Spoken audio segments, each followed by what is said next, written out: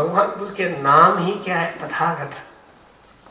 देखिए तथागत, तथा तिशिन शिल्पा तथागत। बुद्ध से पहले भी कोई कई बुद्ध हुए हैं, तभी तो तथा लगा। जैसे हम लोग कहते हैं ना गुरुजी तथा फलाना, ये जैसे भाषण देते हैं तथा तथा, तो वही तथा। हाँ, ये धर्म भगवान बुद्ध ने थोड़ी बनाया, बुद्ध ने तो केवल धर्म का रास्ता दिखाया। हाँ, तो इसलिए हमें समझना चाहिए इस बात। हाँ, इतने आजादी के साथ बैठे हुए हैं, मनुष्य के जीवन जो एक आते हैं, ये तो सच बात है, तो उसे काहे को डरना? जब तक जीवित हैं तब तक मजे से, ठाक से, खुशी के साथ बैठने का। हाँ, छोटे छोटे बातों को बड़ी बड़ी बात नहीं बनाने का। और किसी ने धोखा दे दिया, किसी ने गाली गलौज, दुखी एकदम से होना नहीं। दो व्यक्ति है, सोच अलग हो सकता है, कभी भी सोच एक हमेशा रहेगा ऐसा जरूरी नहीं।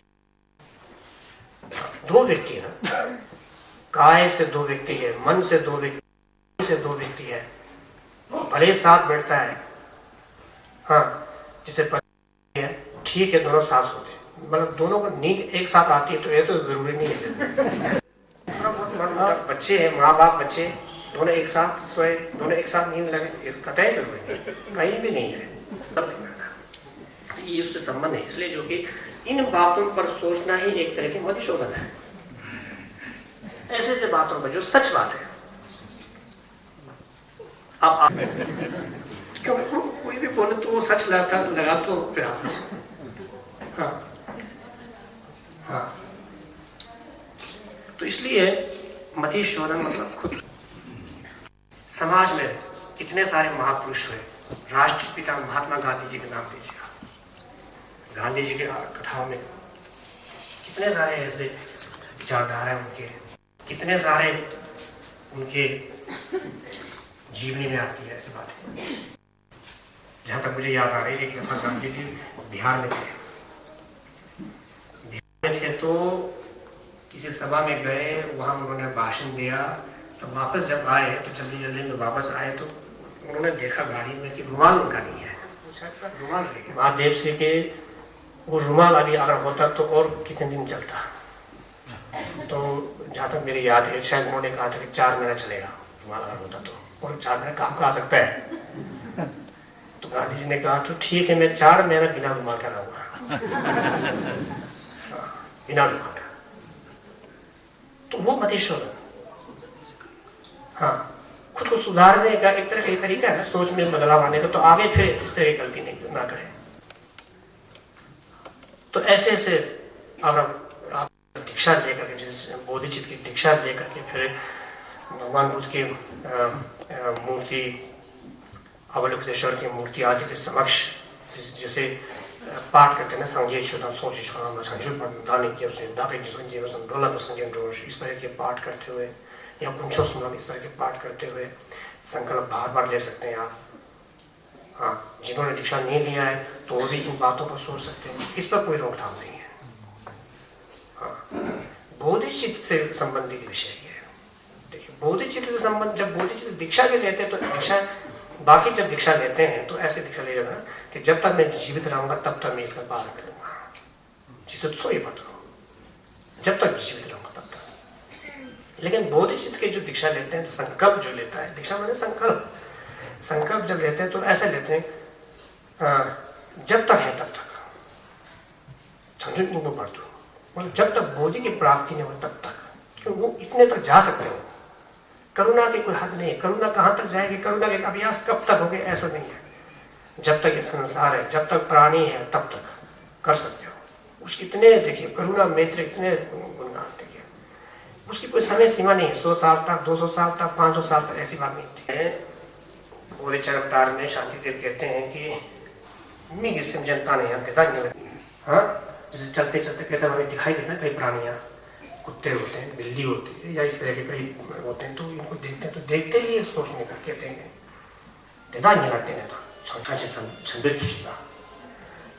उस समय ये सोचने का, इन प्राणियों के कल्याण करने से ही हमें मोक्ष की प्राप्ति होता है।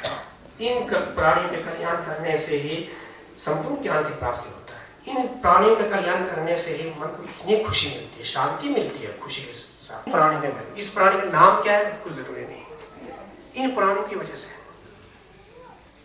हाँ, छोटा कैसा हो सकता है, उससे तो मन और बढ़ेगा। हाँ, तो ये सब वास्तव में कैसे संभव है कि जैसे कि बोधिचक्र में फिर कहा है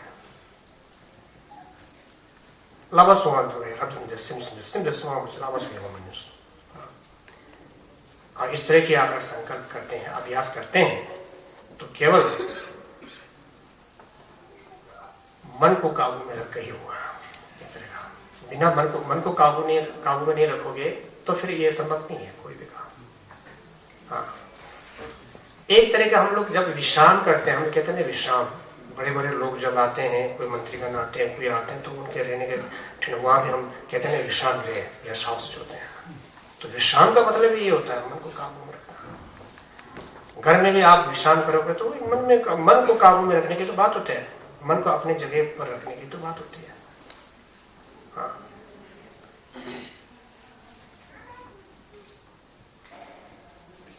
अगर जब तक मन को काबू में नहीं रखोगे तो फिर शिक्षाओं के पालन नहीं हो सकता है। हाँ, शिक्षा के पालन नहीं हो सकता है। हाँ, दीक्षा लेने से कई दफा दिक्कत होती है, ठीक, गृहस्थों के लिए दीक्षा होते हैं या संन्यासों के लिए अलग से दीक्षा होती है, अलग अलग दीक्षाएं होती है। संन्यासों में भी अपने अपने फेरे हिसाब से होते हैं। अभी दीक्षा की बात नहीं कर रहे, जहां तक अभ्यास करने के मन को काबू में रखना, काबू में तो मन अपने अपने हिसाब से तो सबको मन काबू में रखना होगा। मुझे मालूम नहीं, जैसे कक्षा में, क्लासरूम में जैसे कई चित्र रखे होते हैं ना जो बच्चों के, तो एक तरह के बच्चों को मन को काबू में रखने के लिए वो रखे गए हैं वो चित्र है। हाँ, ताकि बच्चे के मन जो उससे बाहर ना जाए। हाँ, जैसे कार्टून का कोई किताब होते हैं, कॉमिक कॉमिक जो आते हैं, तो वो मन, बच्चे का मन उस पर बैठ जाता है, फिर मन काबू में रहता है उसका। उसी तरह बड़ों का अपना मन। हाँ,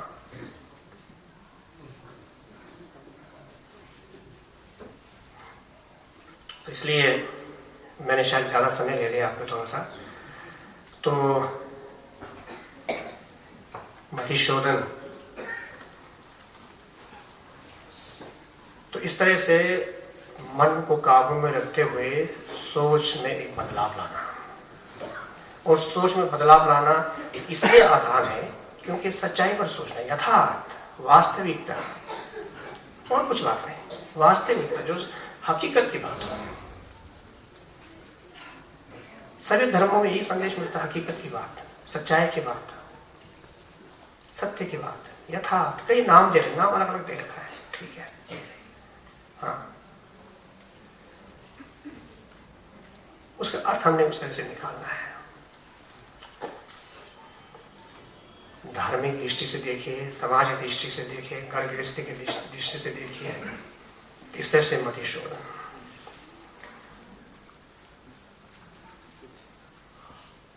फिर आखिर में परिणामना के तौर पर, जैसे कि कहते हैं ना, हम लोग कहीं पाठ करते हैं, पाठ करें ना करें मन में वो स्वभाव है आपका। प्रार्थना, किसी भी प्रार्थना में वो है।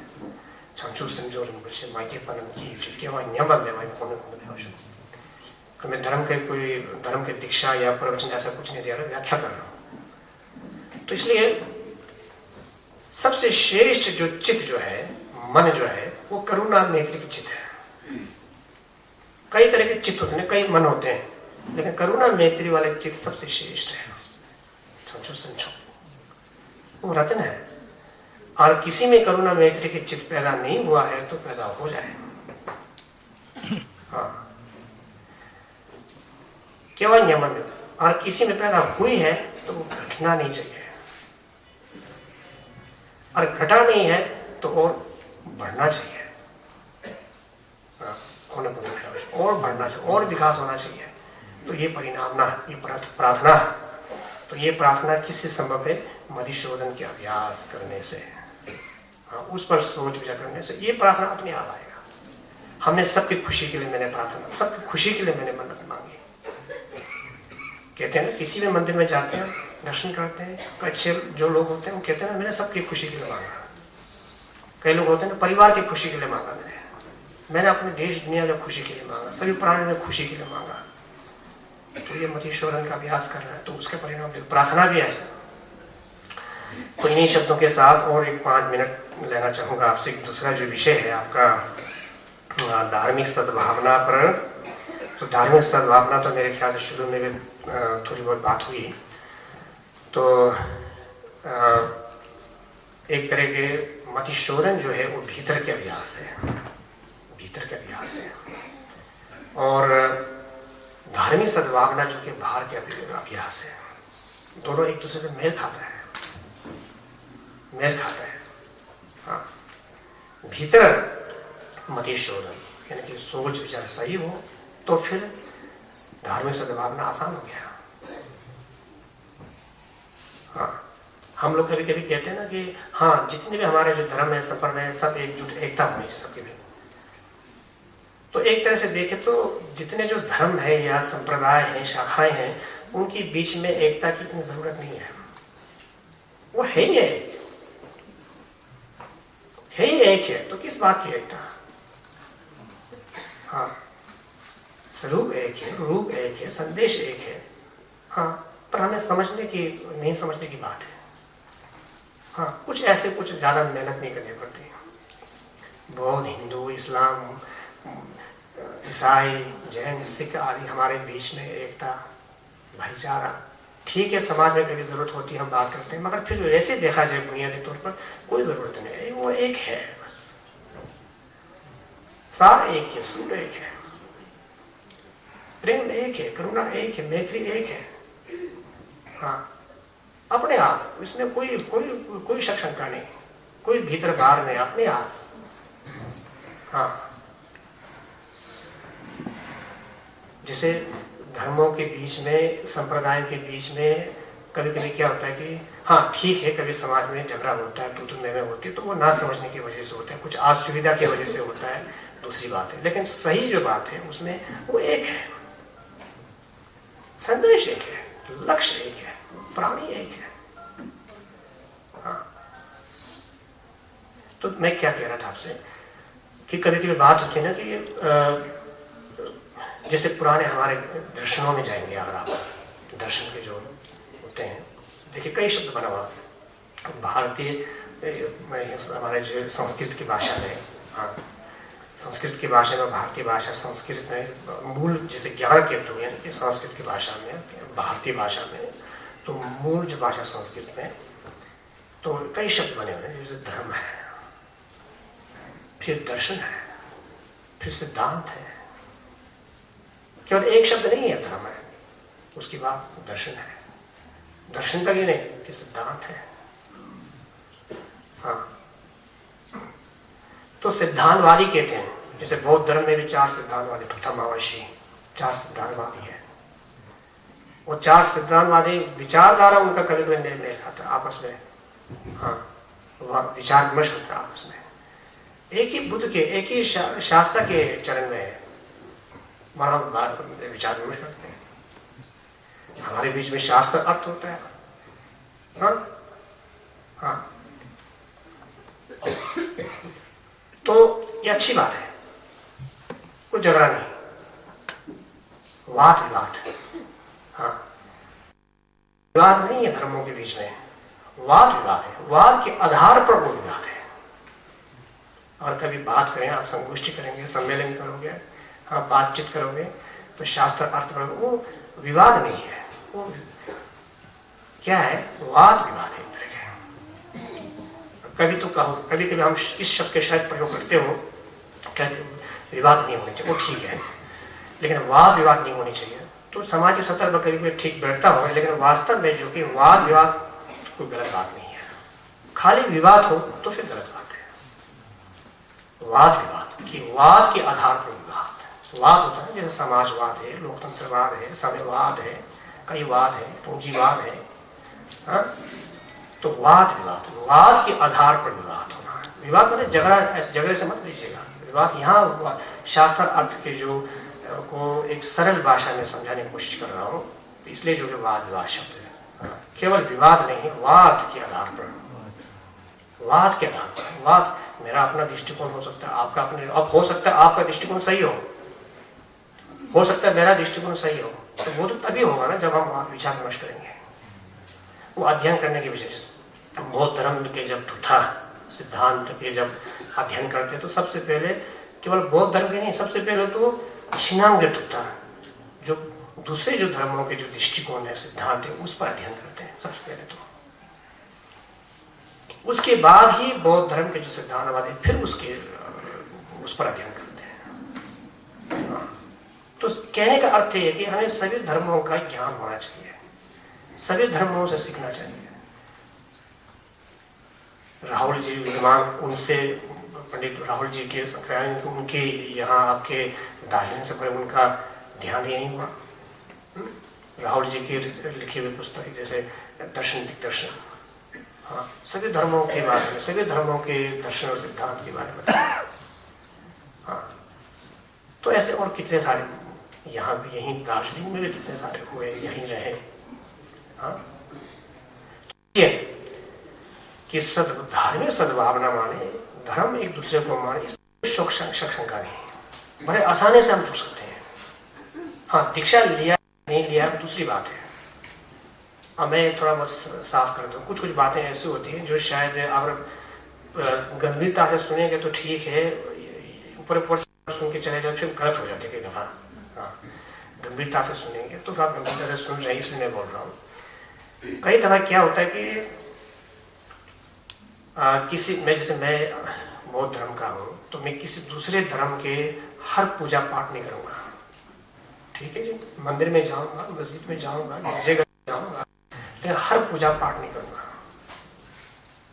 हाँ, या कोई दूसरे जो धर्म के होते हैं वो हमारे यहाँ आएंगे, हर पूजा पाठ नहीं करेंगे, वो मानेंगे। मैं उन मंदिर में जा रहा हूँ, गिरजेघर में जा रहा हूँ, तो जाना ही मेरा बहुत है, एक तरह से मन में श्रद्धा है, विश्वास है, तो जा रहा हूँ। कौन मुझे दबाव डाल रहे हैं, कौन मुझे धमकी दे रहा है? हाँ, तो किसी के सामने झुकना आसान नहीं होता ना, वो खुशी से झुक रहा होता है, विश्वास से तभी झुक रहे होते हैं, मान सम्मान तभी दे रहा होता है। हाँ, मैं जैसे यहाँ सभी धर्मों के मान सम्मान के बारे में बात कर रहा हूँ, तो कोई खुशामद तो नहीं कर रहा हूँ। मुझे तो पता नहीं आप में कौन कौन क्या है, कौन किस धर्म के, एक तरह के कौन है कि नहीं है वो भी पता नहीं, लेकिन वास्तव में जो वास्तविकता वाली जो बात होती है, हाँ, हम कोशिश कर रहे हैं कि सद्भावना जो है वो एक जड़ तक जाए, कहने का अर्थ ये है। तो जब किसी एक दूसरे धर्म के सभी पूजा पाठ हम नहीं करते हैं तो उसका मतलब क्या है? कुछ कर रहे हैं हम, कुछ नहीं करते हैं। तो कुछ हम जो नहीं कर रहे हैं वो इसलिए नहीं कर रहे होते क्योंकि हमने उसका दीक्षा नहीं लिया। मैंने वो दीक्षा नहीं लिया तो मुझे वो करने का मुझे अधिकार नहीं है। हाँ, जब मुझे वो अधिकार प्राप्त नहीं है तो मैं कैसे कर सकता हूँ? तो उसमें तो इस मेरे विचारधारा में तो, इस आपके विचारधारा में तो उस धर्म के मान सम्मान है। उस धर्म के या किसी मेरे धर्म के, आपके धर्म के, किसी धर्म के हम बेइज्जती नहीं कर रहे हैं, अपमान नहीं कर रहे हैं। उसमें उस धर्म के, इस धर्म के क्या है? मान सम्मान है। हाँ, तो इसलिए या तो सब चीजों को नकार देते हो, तो हम नहीं कर रहे हैं, कोई नहीं करते हैं, सद्भावना सब चीजों को नकार देना है। हाँ, जो चीज हम कर सकते हैं, जिनके करने के मेरा अधिकार बनता है, जिनके करने के मैंने दीक्षा ले रखा है, तो मैं वो कर रहा हूँ। और जिसके मैं दीक्षा नहीं है तो वो तो अपने धर्म की नाम नहीं करते हैं। देखा आपने, अपने बौद्ध धर्म में भी तो हर एक पूजा पर हम नहीं करते हैं। हाँ, थेरवाद है, बोधिचित्तयान है, महायान, तंत्रयान है। तो केवल ये कभी कभी बात होती है ना कि महायान हीनयान सिर्फ ये दो यान नहीं, तंत्रयान भी है। हाँ, तो महायान और तंत्रयान के बीच में भी देखिए फिर कुछ चीजें ऐसी होती है जो हम नहीं करते, वो नहीं करते, तो वो क्या दीक्षा लिया नहीं लिया वो वाली बात होती है। हाँ, धर्म जो कि सबसे श्रेष्ठ है, कोई भी धर्म के नाम ले लीजिए। हाँ, कोई एक जन्म की बात नहीं, जन्मों की बात करते हैं, जन्मों तक ले जाते हैं। हाँ, तो इसलिए धर्मों के धार्मिक सद्भावना, सद्भावनाओं में से सबसे महत्वपूर्ण सद्भावना है। भले आप किसी मंदिर में ना जाए, लेकिन जाते वक्त उसको थूक ना फेंके एक तरीके। भले आप किसी मस्जिद में ना जाए तो वहां पैर ना दिखाएं। भले आप किसी गिरजाघर में ना जाए तो वहां अपमान ना करें। हाँ, भले किसी मठ में ना जाए लेकिन वहां अपमान ना करें, वहां थूक ना फेंके। कुछ थूक तो वैसे आज के समय कहीं भी नहीं फेंक रहे, पहली बात तो ये है। लेकिन एक अपमान करने वाली बात है तो एक शब्द से बन गए है, कहावत से बन गई है। तो कहने का अर्थ जो कि दिल से, तहे दिल से, हम कहते हैं ना तहे दिल से, किसी भी धर्म को तहे दिल से मान लेना, तहे दिल से। हाँ, किसी भी धर्म को। कुछ धर्म ऐसे होते हैं जिनके बारे में खास जानकारी नहीं, कुछ शाखाएं ऐसे होते हैं, बौद्ध धर्म में ऐसे कई शाखाएं। तो ठीक है, मगर फिर भी क्या है कि उनको बड़े उससे आदर के भाव के साथ। हाँ, तो इसलिए धार्मिक सद्भावना लोग भारत में आकर के सीख के जाते हैं। यहाँ से महामहिम दलाई लामा अक्सर कहा करते हैं कि भारत जो है वह धर्मी देश। हमारे यहाँ संविधान देखिए धर्मनिरपेक्षता, धर्मनिरपेक्षता। हाँ, धर्मनिरपेक्षता माने सद्भाव, सभी धर्म एक है, वो एक अर्थ बैठता है उसका मूल। अब संविधान के जो विद्वान है वो सही व्याख्या करेंगे, लेकिन उसका एक अर्थ ये बैठता है ना, किसी एक धर्म को विशेष करके किसी एक धर्म को नहीं माना जाएगा, एक तरह का ये अर्थ है धर्मनिरपेक्षता। किसी एक धर्म को श्रेष्ठ है ऐसा नहीं, सभी धर्म बराबर के रूप में। हाँ, वो धर्मनिरपेक्षता। और संविधान में इसलिए बना क्योंकि लोगों का स्वभाव ये है, यहाँ की संस्कृति है, सभ्यता है, संस्कार है। हाँ, तो इसलिए धार्मिक सद्भावना तो मतिशोधन, भीतर से इस तरह के मतिशोधन का अभ्यास करते हुए फिर बाहर से धार्मिक सद्भावना अपने आप होना। धार्मिक सद्भावना करोगे, भीतर के मतिशोधन के अभ्यास का विकास होना। तो ये दोनों ही एक दूसरे से संबंधित विषय है। तो इन्हीं शब्दों के साथ मैं एक बार फिर से दोनों संस्थाओं के सभी कार्यकर्ताओं को हार्दिक